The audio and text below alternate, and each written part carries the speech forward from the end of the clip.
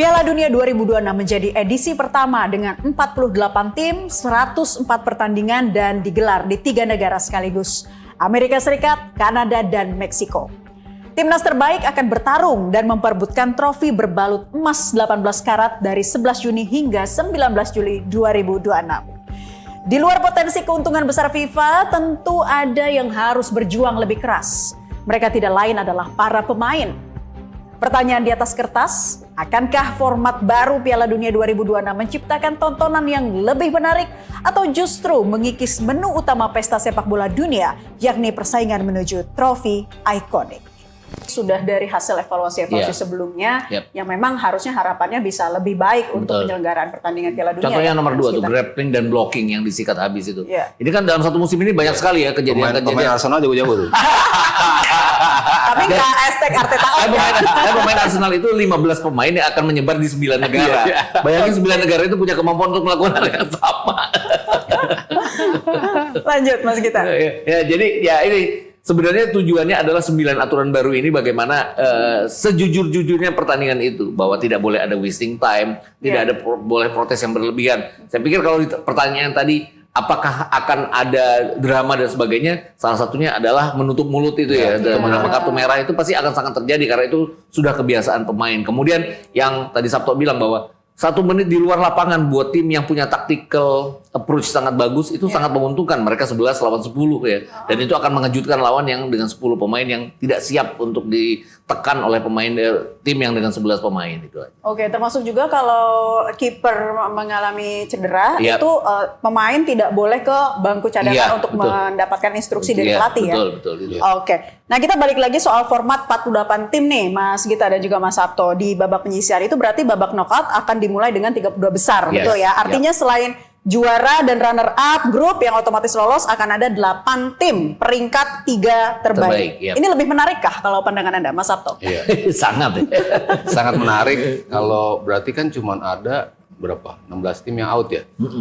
Dari total 48 berarti kan yang out lebih banyak yang lolos dibandingkan yang out gitu. Artinya kans untuk tim-tim merasakan atmosfer tidak hanya di fase grup tapi juga kesempatan untuk lolos. Itu membuka potensi untuk munculnya banyak kejutan gitu. Ketika tim-tim yang seperti kita lah di Piala Asia kemarin, Piala Asia terakhir, kita bisa lolos sebagai peringkat ketiga terbaik di pertandingan terakhir. Orang lain yang istilahnya nyundul kita gitu kan. Kita Kyrgyzstan bermain imbang, akhirnya poinnya cukup untuk kita lolos. Jadi kan sampai saat terakhir, bahkan sebuah tim yang sudah dianggap kayaknya nggak bakal lolos, masih bisa lolos tergantung dengan hasil pertandingan tim lain. Gitu. Jadi mungkin serunya di situ. Kalau kita bicara 16 besar langsung gitu, juara dan runner-up grup, udah lebih bisa terbaca dalam 2 matchday awal gitu. 2 tim yang sudah menang 2 kali, udah nggak ada kesempatan bagi tim lain untuk bisa ikutan lolos juga. Format ini justru baik bagi negara-negara yang sebelumnya mungkin sulit tampil di Piala Dunia ya, Mas Gita? Bukan saja negara-negara yang sulit tampil, mungkin seperti Curaçao baru pertama kali, Jordan baru pertama kali, Uzbekistan baru pertama kali. Sejarahnya adalah di Euro 2016 itu Portugal yang sudah punya kematangan di event-event besar pun karena tidak bagus di awal-awal, mereka 3 kali imbang, tapi mereka lolos sebagai urutan ketiga terbaik, mereka sampai meraih gelar juara saat itu.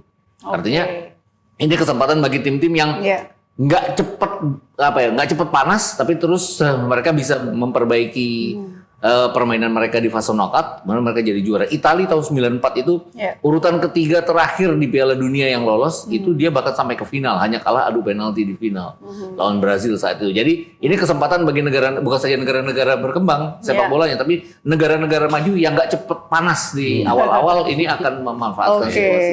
Sekaligus juga bisa meningkatkan partisipasi global FIFA ya dari berbagai konfederasi itu, Mas Sabto. Iya. Semakin banyak kesempatan, semakin terbuka. Kita lihatlah perubahan signifikan terhadap timnas Indonesia kan terjadi setelah ada kuota tambahan buat Asia. Kita akhirnya menatap ada potensi nih buat lolos. Kita harus melakukan apa ya sampai isu diaspora datang. Itu kan semuanya karena kita pengen lolos ke Piala Dunia dengan format baru ini. Jadi itu bisa mengubah sistem di sebuah negara untuk bisa lolos ke Piala Dunia gitu. Mereka akan mengambil jalur apa, mereka akan mencoba apa. Kalau tim-tim yang sudah established mungkin mereka udah punya patternnya gitu kan. Tapi untuk negara-negara yang baru dan punya kesempatan untuk lolos, kita harus bikin apa ya supaya kita bisa lolos tuh ada kesempatan untuk melakukan. Ya, tadi kita sudah melihat gestur kedatangan para pemain ya dari berbagai negara, tentunya di negara Amerika yang berbeda-beda begitu, ada yang di Meksiko, Kanada dan juga Amerika. Tapi tadi yang menarik adalah ada sejumlah negara yang diperiksa secara ketat ya, Mas Gita. Tanggapan Anda, jangan sampai Piala Dunia kali ini ada kekhawatiran soal HAM tentunya. Agak berlebihan ya soal Senegal tadi. Bahkan kalau saya lihat Iran tidak terlalu berlebihan pemeriksaannya karena datangnya di Meksiko. Cuman masalah dengan Iran itu, adalah kesulitan mereka nanti pada saat pertandingan. Mereka main 2 kali di California, 1 kali di Texas. Sedangkan mereka tidak diperbolehkan berlama-lama di tanah Amerika. Jadi mereka memilih markas di Tijuana. Tijuana itu perbatasan California antara Meksiko dan Amerika Serikat. Dengan mobil pun lewat ya, kayak kita Bogor lewat Jagorawi terus masuk Jakarta gitu. Tapi tidak akan segampang itu karena mereka pesawat, mereka harus diperiksa visa setiap kali main. Sesudah pertandingan press conference mereka harus balik lagi ke Tijuana. Itu pasti akan melelahkan mereka secara mental dan juga fisik nantinya. Dan Senegal tadi kalau saya bilang itu kalau berlama-lama akan kena masalah HAM juga ya. Kenapa? Karena agak pemeriksaannya terlalu. Memang negara-negara seperti Senegal, kemudian ada wasit dari Ethiopia yang tidak dapat visa. Itu kan karena permasalahan Amerika Serikat dengan negara-negara Afrika Tengah itu ya. Tapi kan ini tamu negara ini sebenarnya sudah ada jaminan dari FIFA bahwa ini delegasi sebuah tim nasional yang tidak akan mengganggu keamanan juga harusnya. Ada penerapan pembatasan perjalanan yaitu Iran, Senegal, Haiti dan Pantai Gading. Silakan tanggapan Anda. Iya Mas. Pasti tadi kalau Senegal acuannya adalah ya tadi larangan itu terhadap negaranya, sehingga imbasnya akhirnya ke pemain gitu. Cuman kan harus dibedakan ya antara kontingen olahraga dan juga masalah orang biasa gitu kan. Ini kan datang sebagai tamu ya kan tanding di negara yang bersangkutan gitu. Artinya ketika itu sudah ditandatangani oleh Amerika Serikat, setuju sebagai tuan rumah, harusnya mereka bersikap seperti tuan rumah yang baik, memang mengakomodir siapapun yang akan datang gitu. Tadi sempat saya baca juga pemain Swiss Bryan Embolo kalau nggak salah, dia sempat ada isu di negaranya gitu. Ketika datang ke Amerika dia jadi nggak bisa masuk gitu kan. Padahal kan isunya di negaranya ya. Isunya di negaranya gitu. Artinya apa yang terjadi di negaranya tuh sama Amerika tuh dipermasalahkan sekali gitu. Padahal mungkin legalnya dalam urusan perdata misalnya gitu ya, bukan dalam hal crime gitu. Tapi itu juga bisa mengganggu pemain-pemain yang akan datang gitu. Sebetulnya kalau tadi ngeliat pemeriksaannya agak berlebihan sih sebetulnya ya kalau untuk melihat sampai pemain di body search seperti itu.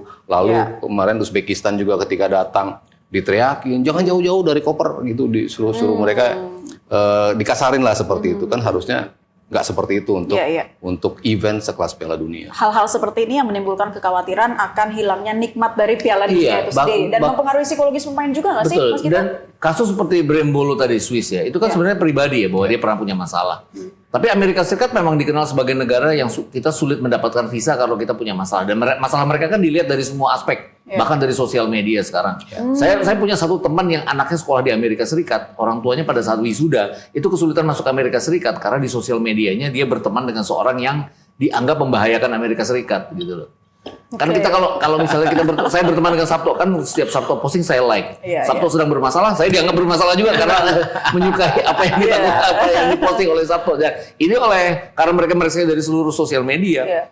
Kedutaan besar Amerika Serikat tidak merilis, sedangkan kita berkepentingan untuk anak kita wisuda misalnya. Hal-hal seperti inilah yang terjadi kan, pribadi jadi sudah. Tapi oke lah kalau itu masalah pribadi. Tapi ini kan masalah sebuah turnamen yang mereka sudah setuju bahwa tim nasional itu berhak masuk ke sana, itu yang repot jadinya. Termasuk juga ada wasit Somalia yang sempat ditahan di bandara ya. Iya betul. Belum lagi menghitung supporter nanti ya. Supporter kan pribadi masing-masing itu kan pasti kan. Padahal wasitnya itu memimpikan untuk tampil di Piala Dunia. Dia wakil wasit terbaik di Afrika. Iya itu dia. Mimpinya dari kecil itu menjadi wasit dan suatu hari dia mimpin Piala Dunia. Mimpinya hancur di perbatasan, itu kebayang kan kayak gitu. Dan itu berdampaknya juga bukan hanya ke personalnya tetapi juga ke supporternya dong. Betul pasti hal-hal seperti itu yang ya harusnya kalau di Piala Dunia nggak terjadi ya. Maksudnya harus lebih diminimalisir lah harusnya. Oke. Pemirsa, Piala Dunia saatnya menjadi pesta bagi semua. Atmosfer stadion, dukungan supporter, bahkan psikologi para pemain memang harus tetap dijaga. Karena ketika Amerika Serikat sebagai salah satu tuan rumah menerapkan perbatasan perjalanan terhadap sejumlah negara, muncul pertanyaan yang jauh lebih besar. Apakah Piala Dunia masih benar-benar milik dunia? Gestur akan kembali sesaat lagi.